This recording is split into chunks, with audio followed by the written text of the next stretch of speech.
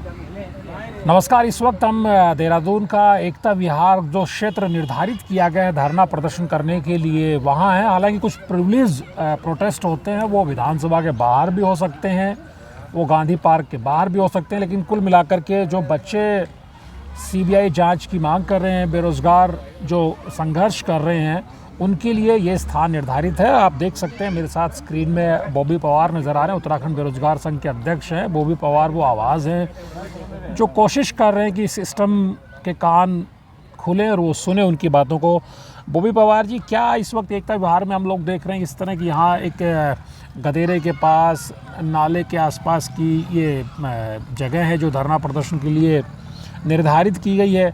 आप लोग सब यहाँ बच्चे लोग बैठे हुए हो, क्या उम्मीद है आज विधानसभा का जो सत्र का आगाज़ हुआ, बजट सत्र का गैरसैंण भराड़ीसैंण विधान भवन में, वहाँ काफ़ी हंगामा विपक्ष ने अपने तरीके से किया है, क्या कहेंगे? देखिए, पहले तो सबसे बड़ा दुर्भाग्य है हम उत्तराखंड वासियों का कि जो प्रदेश आंदोलन के माध्यम से लिया गया, जो प्रदेश आंदोलन लड़कर लिया गया, उस प्रदेश में आज अपनी आवाज़ को उठाने के लिए कुछ उचित स्थान नहीं है। आप देख सकते हैं कि यहाँ पर कैसे जंगल में, कैसे नाले के बगल में यहाँ पर हमें छोड़ा गया है। यहाँ पर आप देख सकते हैं कि आजकल कितना मच्छरों का प्रकोप हो रहा है, वो सारी समस्याएं देखने को मिल रही है। और बात करें आज विधानसभा सत्र की, तो विपक्ष ने ज़रूर वहाँ पर अपने आप को आगे रखकर मुद्दों को उठाया है और हम भी यही उम्मीद विपक्ष के कर रहे थे। परंतु अब सरकार जिस प्रकार से कांग्रेस वर्सेज बीजेपी करना चाह रही है, कांग्रेस के कंधे पर खुद सरकार बंदूक रख रही है कि कांग्रेस कहती थी कि सीबीआई सत्ता की जो है वो तोता है, इस तरीके से जो वो है। तो मैं तो सबसे पहले स्पष्ट करना चाहता हूँ उत्तराखंड सरकार को, स्पष्ट करना चाहता हूँ प्रदेश के मुख्यमंत्री जी को कि कांग्रेस ने भले ही सीबीआई जांच की मांग की हो, आप उनके लिए वो जवाब दे सकते हैं जो आप दे रहे हो, परंतु उत्तराखंड के युवाओं के लिए आपके पास क्या जवाब है? उत्तराखंड का युवा सीबीआई जांच मांग रहा है, उत्तराखंड का युवा चाह रहा है कि हाई कोर्ट के मुख्य न्यायाधीश की निगरानी में सीबीआई जांच हो जाए। आप उसमें अलग अलग प्रकार के तर्क दे रहे हैं जो कि समझ से परे हैं। लेकिन एक तर्क ये भी बॉबी पवार ये भी है कि सरकार ये कहती है कि साहब कुछ लोग हाई कोर्ट में जब गए थे तो हाई कोर्ट ने भी सीबीआई की बजाय जो जांच चल रही थी उस वक्त की मौजूदा जांच को ही सही बताया था। सरकार के स्तर पर ये तर्क भी दिया जाता है कि आप, वो एक अलग मसला है कि पॉलिटिकल लोगों ने आप लोगों को, विरोधियों ने आपको भड़का दिया या उकसा दिया, लेकिन सरकार ये कहती है कि साहब चाहे AE-JEE की परीक्षा, पटवारी की परीक्षा और दूसरी परीक्षाओं में जहाँ भी इन बच्चों ने पिन पॉइंट किया, जो गड़बड़ियाँ सामने आई उन पे हमने एक्शन लिया, जांच भी करा रहे हैं, कुछ जांचें भी हुई, लोगों को पकड़ा भी गया। तो बहुत सारी मांग उनकी, जब हम ऑर्डिनेंस भी ले आए नकल के खिलाफ, सख्त कानून बनाया हमने, तो इंटेंशन सरकार की बहुत ही अच्छी है और इन बच्चों को अपनी ज़िद छोड़नी चाहिए सीबीआई जांच की मांग वाली। सरकार की जांच को एक बार पूरा होने दे, जो SIT जांच कर रही है, उसके बाद में चीज़ों को देखते हैं। देखिए, आप कह रहे हैं कि कोर्ट ने कहा था, वो पुराना प्रकरण है, UKSSC का प्रकरण था जब एक आध भर्ती खुली थी। उन भर्तियों को लेकर हमारे उपनेता प्रतिपक्ष भुवन कापड़ी जी ने रिट लगाई और मुझे नहीं लगता कि उन्होंने रिट को मजबूत बनाया या वो रिट में कुछ कमियां रह गई या अखबारों के कटिंग के माध्यम से कोर्ट चले गए थे। उस दौरान कोर्ट ने उसे खारिज कर दिया। वो मामला पुराना था, UKSSC का मामला था, उस दौरान एक आध भर्ती खुली हुई थी। परंतु जब चीज़ें आगे बढ़ी, हर भर्ती में जब गड़बड़ियाँ मिलनी शुरू हो गई, UKSSC की जगह आग अब UKPSC भी पहुंच गई, तो क्या नहीं लगता कि सीबीआई जांच करवानी चाहिए? अगर कोर्ट ने मना कर दिया है, ठीक है, हम मान लेते हैं कोर्ट ने उस समय मना कर दिया है, तो सरकार को तो विशेष अधिकार है कि अगर उत्तराखंड की जनता, उत्तराखंड का युवा, उत्तराखंड का बेरोजगार यदि लगातार सीबीआई की मांग कर रहा है, तो अगर सरकार की नीयत साफ है तो वो सरकार को विशेष अधिकार है कि वो अपना सीबीआई को संशोधित दे और सीबीआई यहाँ पर काम करे। परंतु सरकार भी तो करना नहीं चाह रही है। अब सरकार कहती है हमने तमाम मांगे मान ली है, नकल रोधी कानून ले आए हैं, तो नकल रोधी कानून तो बड़े संघर्षों के बाद आया है, वो भी आधा अधूरा नकल रोधी कानून आया जिसका जिक्र मैं बार बार कर रहा हूँ।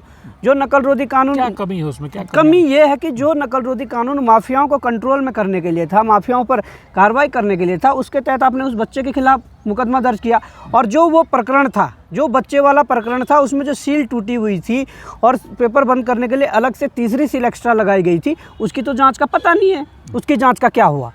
पहले तो जांच करते अच्छे से, तब जाके अगर बच्चा गलत था तो मुकदमा करते, परंतु अभी तक उस जांच का भी पता नहीं है।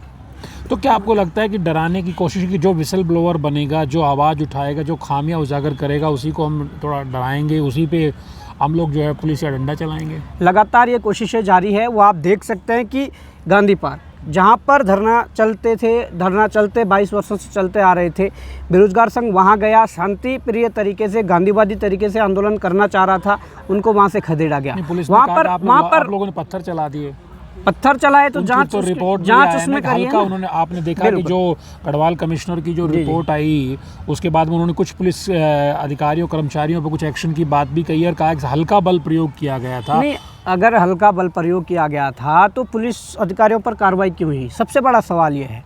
और कार्रवाई किन पर हुई, कांस्टेबल पे, दरोगा पे, इन पे क्या कार्रवाई कर रहे हो आप? जो जिम्मेदार अधिकारी आपके वहाँ मौजूद थे, जब 8 तारीख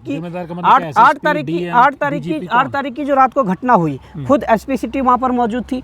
जब गलत तरीके से टारगेट किया जा रहा था, जब इस तरीके से डंडे मारे जा रहे थे, तो एसपी सिटी मौजूद थी, उन पर कार्रवाई क्यों नहीं? दूसरे दिन जब जिम्मेदार अधिकारी एसएसपी वहाँ थे, एसएसपी को किसी बड़े अधिकारी का कॉल गया जो किसी बड़े पद पर बैठे हुए, वो किसका कॉल था?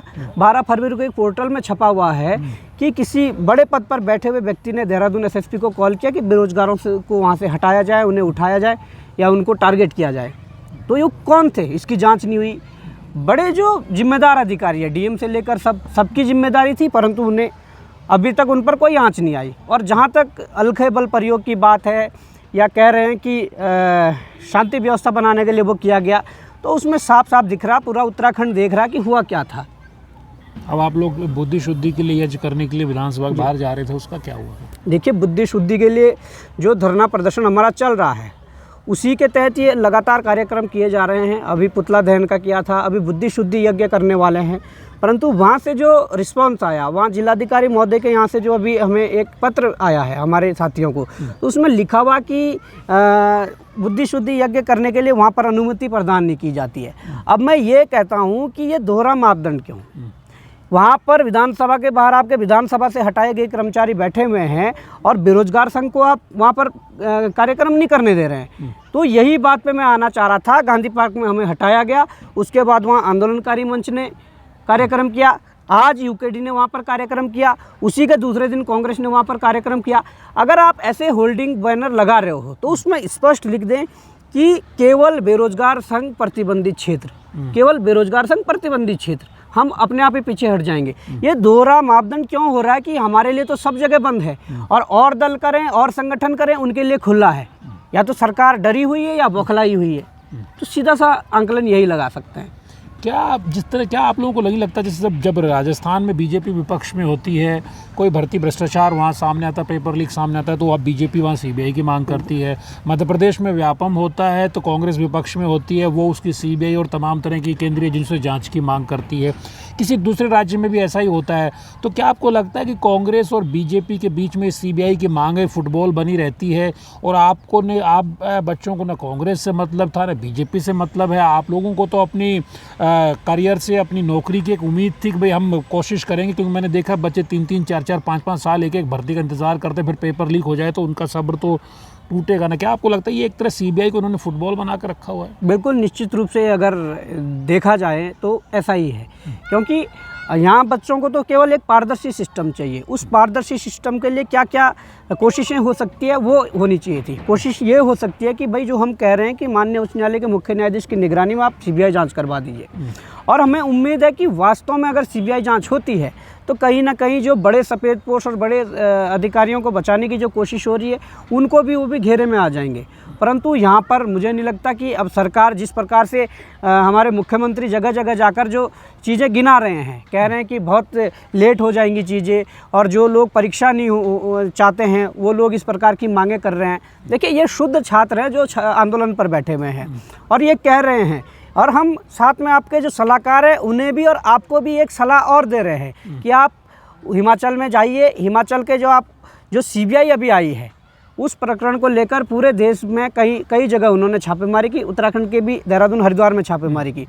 और वहाँ मुख्यमंत्री ने क्या किया, आयोग को भंग करा। आयोग में 4th क्लास से लेकर और टॉप लेवल का लेवल के जो अधिकारी है उनको हटाया, वहाँ पर नया स्टाफ भरा और नई भर्ती प्रक्रिया शुरू कर दी। परंतु जो 2019 से 2022 के बीच जो हुई परीक्षाएं हैं उनको सीबीआई की जांच के लिए दे दिया।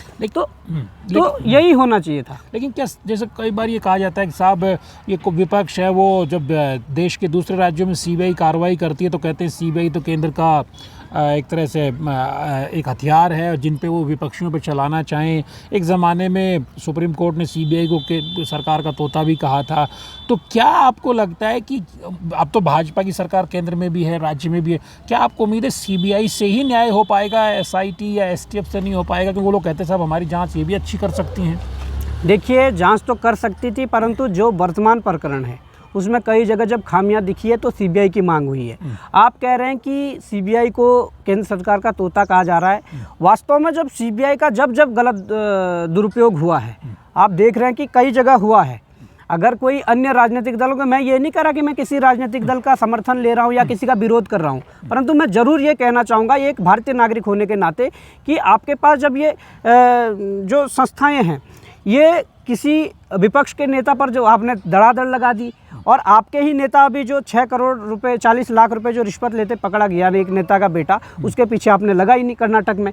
तो जब ये जो बैलेंस होता है ना, जब ये बिगड़ता है तो लोग करते हैं, फिर सवाल लोग करेंगे क्योंकि उनका अधिकार है सवाल करना, और फिर आप लोग उसका गलत वो निकालेंगे तो वो ऐसा चल नहीं पाएगा। क्योंकि आप सत्ता में हैं, आपको कोई ऐसा नहीं बोलेंगे कि आप बीजेपी की सरकार है या कांग्रेस की सरकार है, तो आप पूरा देश चला रहे तो आप भारत सरकार है, आप पूरा प्रदेश चला रहे तो उत्तराखंड सरकार है। तो इस प्रकार की चीज़ें हैं, सरकार को तो फेस करनी पड़ेंगी।